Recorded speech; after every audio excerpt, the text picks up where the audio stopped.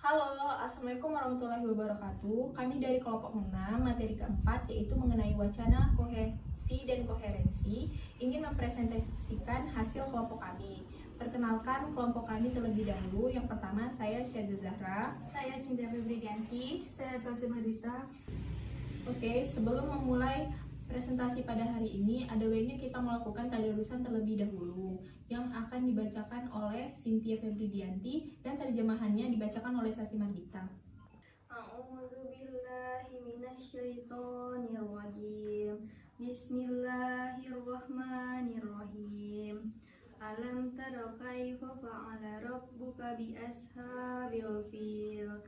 Alam yaj'al kaidahum fi tadlil. Wa arsala 'alaihim tayran ababil tarmihim bihijaratin min sijil faja'alahum ka'asfim ma'kul.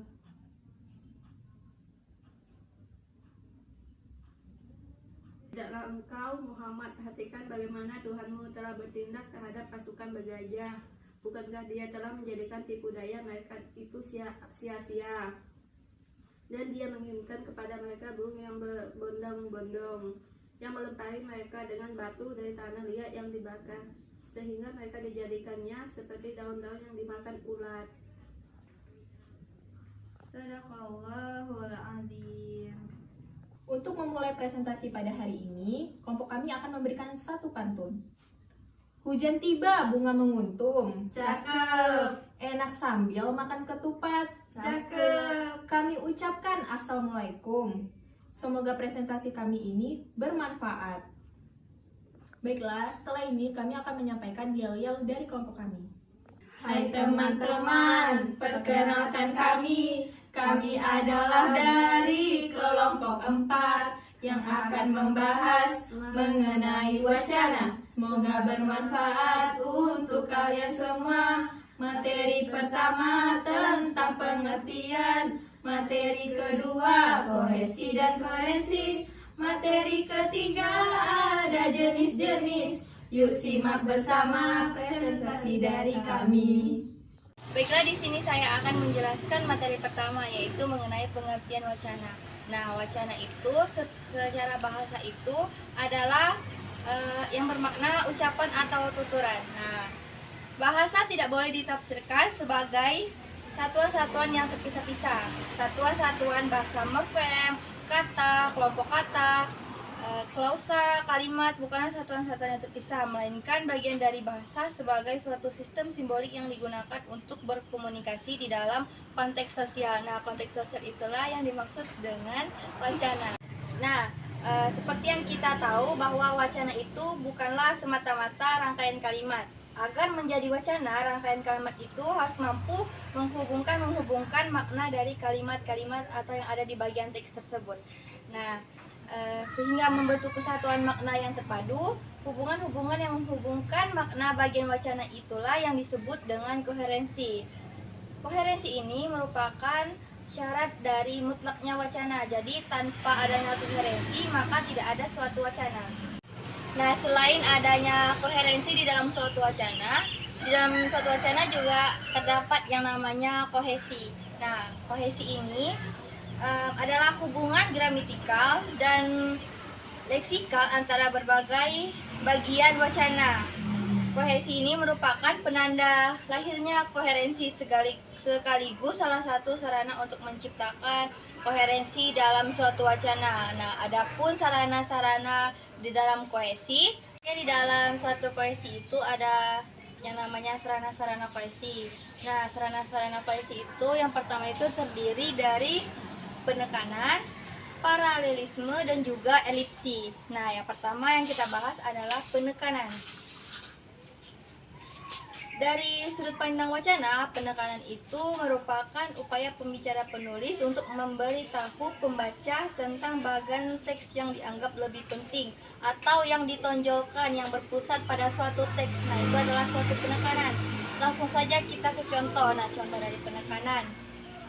Misalkan dengan kalimat Dengan pengalaman-pengalaman tersebut, yakinlah saya akan kehadiran Tuhan. Nah, maka di situ terdapatlah kata penekanan, yaitu yakinlah. Nah, itu adalah suatu kata penekanan. Terus yang kedua itu ada paralelisme. Paralelisme ini agak mirip seperti penekanan. Tetapi paralelisme ini bukan unsur teks yang menjadi pusat, melainkan keteraturan dan juga kestrukturan dalam teks dengan mengulang pola kalimat yang ada di dalam teks. Contohnya saja, siapa sungai yang paling derai, siapa langit yang paling rumit, siapa laut yang paling larut, siapa tanah yang paling pijak, siapa burung yang paling sayap, siapa ayah yang paling tunggal, siapa tahu yang tidak tahu, siapa kau yang paling aku, kalau tak suka aku paling rindu. Nah, jadi di dalam teks paralelisme ini ada kata-kata pengulangan dan juga ada kata penekanan, yaitu ada kata siapa dan juga yang paling. Selanjutnya selain ada penekanan dan juga paralelisme, terdapat juga elipsis. Nah, elipsis ini kebalikan dari paralelisme. Kalau tadi paralelisme itu banyak kata-kata pengulangan, tetapi kalau di dalam elipsis ini ada kata penghilang atau kata singkat. Misalkan, langsung saja aku contoh.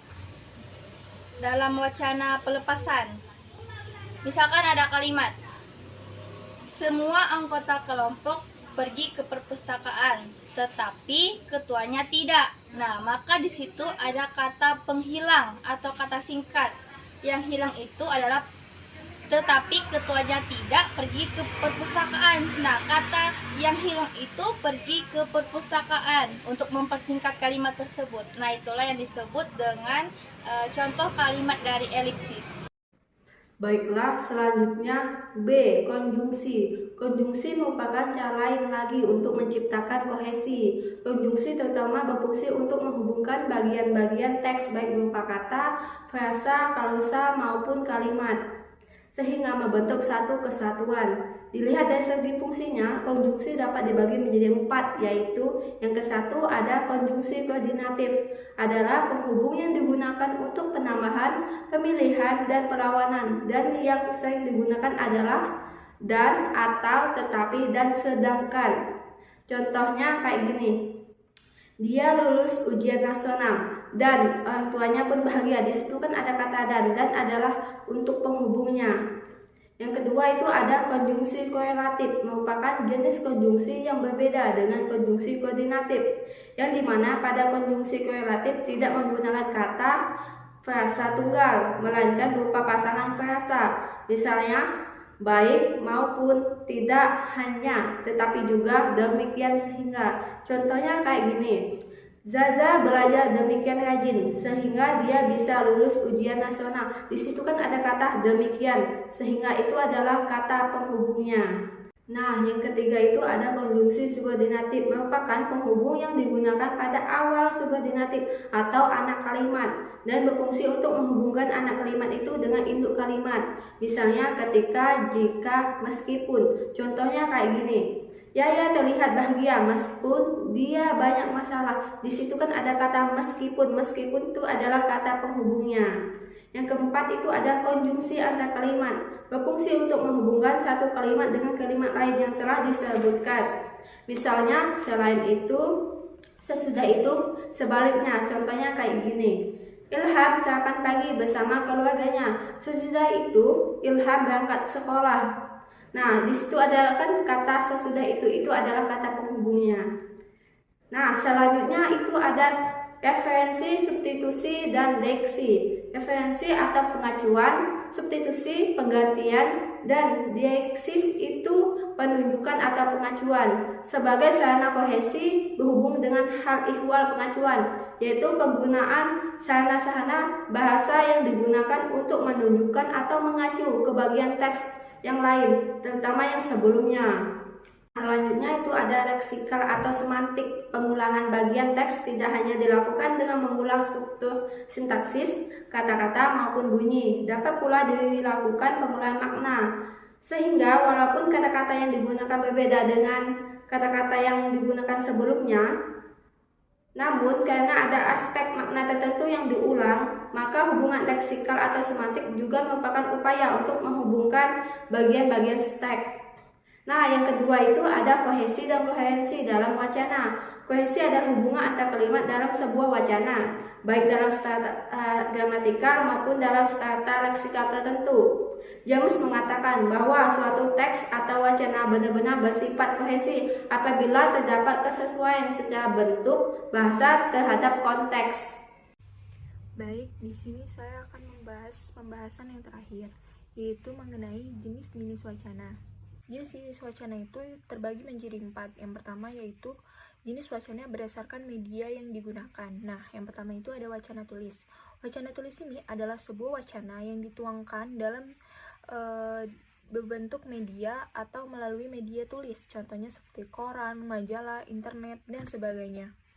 Yang kedua yaitu adalah wacana lisan. Nah, wacana lisan ini adalah media penyampaian wacana dengan menggunakan media berbicara atau lisan, contohnya seperti pidato, ceramah, seminar, dan sebagainya. Yang kedua, berdasarkan sifatnya. Berdasarkan sifatnya ini terbagi juga menjadi 2. Yang pertama yaitu wacana transaksional. Wacana transaksional ini adalah jenis wacana dalam penyampaiannya lebih mementingkan komunikatif atau sifat penyampaian yang tidak menimbulkan komunikasi timbal balik atau tanya jawab. Contoh pidato, ceramah, makalah, cerita, tesis, dan sebagainya. Yang kedua yaitu wacana interaksional. Nah, wacana interaksional ini adalah jenis wacana yang dalam penyampaiannya lebih kepada sistem komunikasi atau 2 orang atau lebih. Misalkan komunikasi ini bisa menimbulkan timbal balik, contohnya seperti percakapan, debat, diskusi, dan sebagainya. Nah, yang ketiga itu berdasarkan segi penutur atau jumlah penuturnya. Nah, berdasarkan segi penutur ini terbagi menjadi 3, yaitu pertama wacana monolog. Nah, wacana yang melibatkan seorang penutur. Dalam wacana monolog hanya terdapat peran tunggal atau 1 orang pada diri pelaksana wacana, yaitu peran penyapa atau speaker dan pesapa.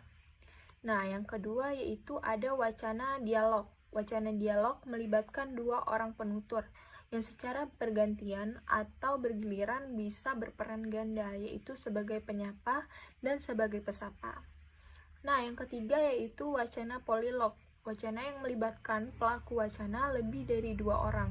Dalam wacana polilog ini juga terjadi pertukaran informasi karena setiap pelaku pada wacana ini memiliki peran ganda secara bergantian. Nah, yang terakhir yaitu jenis wacana berdasarkan cara pemaparannya. Yang pertama yaitu wacana narasi. Rangkaian tuturan yang menceritakan atau menyajikan melalui penonjolan tokoh pelaku dengan maksud memperluas pengetahuan pesapa. Kekuatan wacana ini terletak pada urutan cerita berdasarkan waktu dan cara-cara bercerita yang diatur melalui plot. Yang kedua, wacana argumentasi. Karangan yang berisi pendapat disertai pembahasan logis dan diperkuat dengan data atau fakta sehingga pendapat itu diterima kebenarannya. Nah, yang ketiga dari jenis pemaparannya yaitu wacana persuasi. Karangan yang berisi imbauan atau ajakan kepada orang-orang tertentu, kelompok atau masyarakat atau sesuatu juga, agar hal yang disampaikan itu dapat mempengaruhi orang lain. Pula disertai penjelasan dan juga fakta. Nah, yang keempat ada wacana eksposisi. Rangkaian tuturan yang berisi memaparkan suatu pokok pikiran dengan cara menyampaikan urutan atau maksudnya uraian bagian-bagian atau detailnya. Tujuan pokoknya dari wacana eksposisi ini adalah tercapainya tingkat pemahaman akan sesuatu itu supaya lebih jelas, mendalam, dan luas. Nah, yang terakhir itu ada wacana deskripsi.